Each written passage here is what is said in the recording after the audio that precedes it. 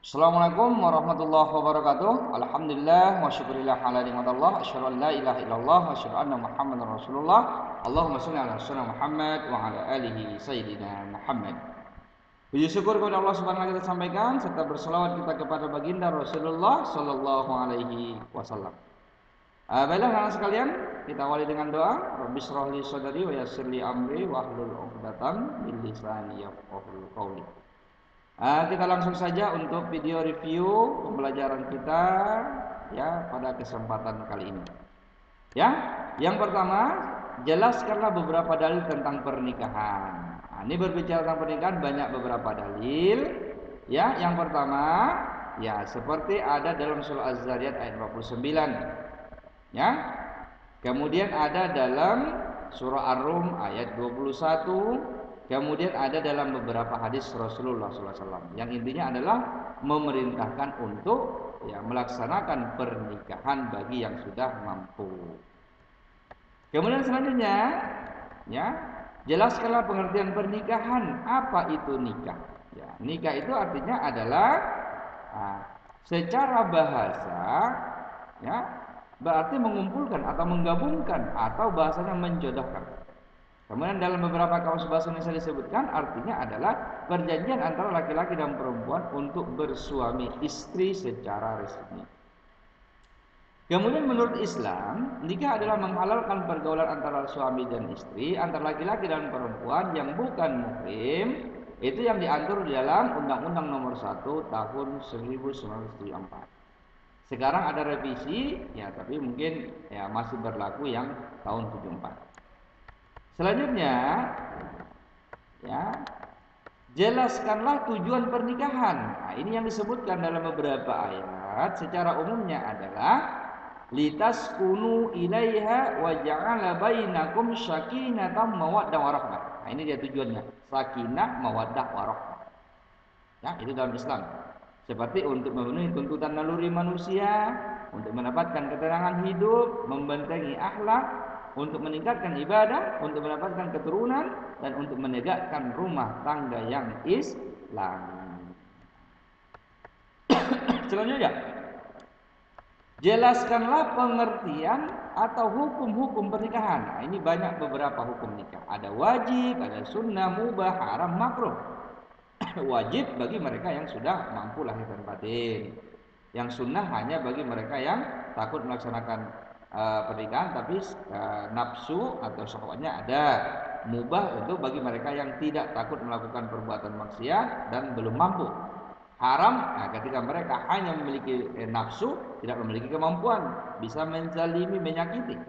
Kemudian makruh berarti mampu menikah tapi khawatir menyakiti pasangannya.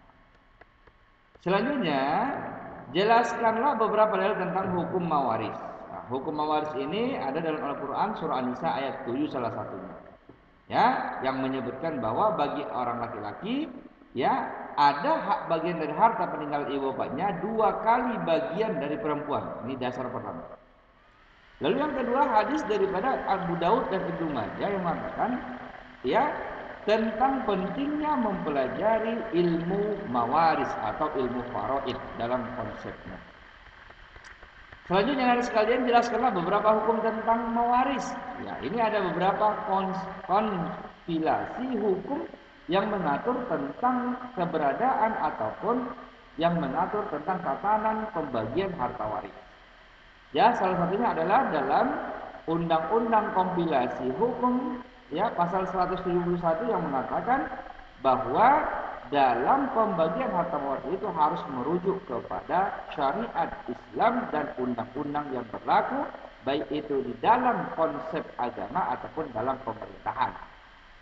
Kemudian jumlah pewaris secara umumnya ada 25 orang golongan, ya, yang terdiri dari 15 orang dari golongan laki-laki dan 10 orang golongan perempuan. Selanjutnya, ya. Jelaskanlah beberapa syarat mendapatkan warisan. Yang pertama, tidak adanya penghalang lain untuk mendapatkan warisan tentu.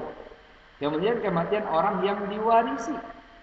Kemudian ahli waris hidup pada saat orang yang memberi warisan meninggal dunia.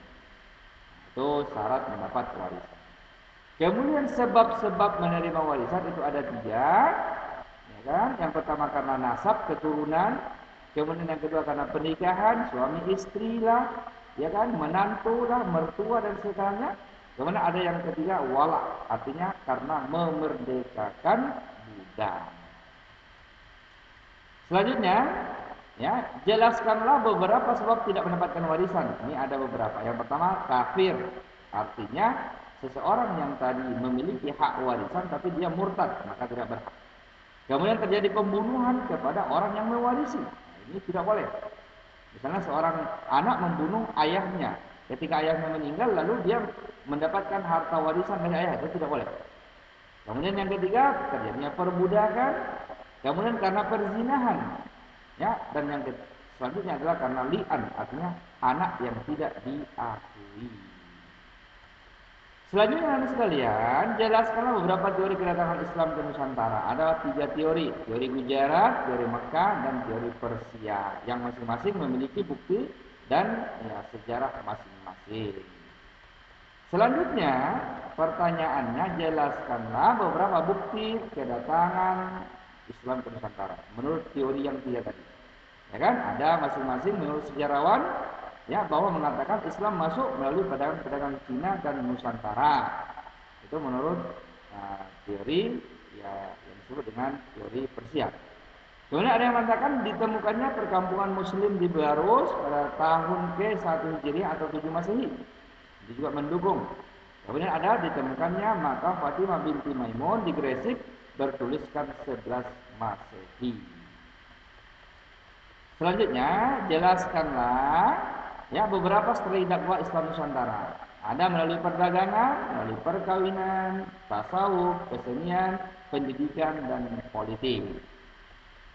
Ya, selanjutnya jelaskanlah beberapa dasar ya mudahnya Islam diterima. Ini alasannya. Kan banyak sekali sebenarnya ya.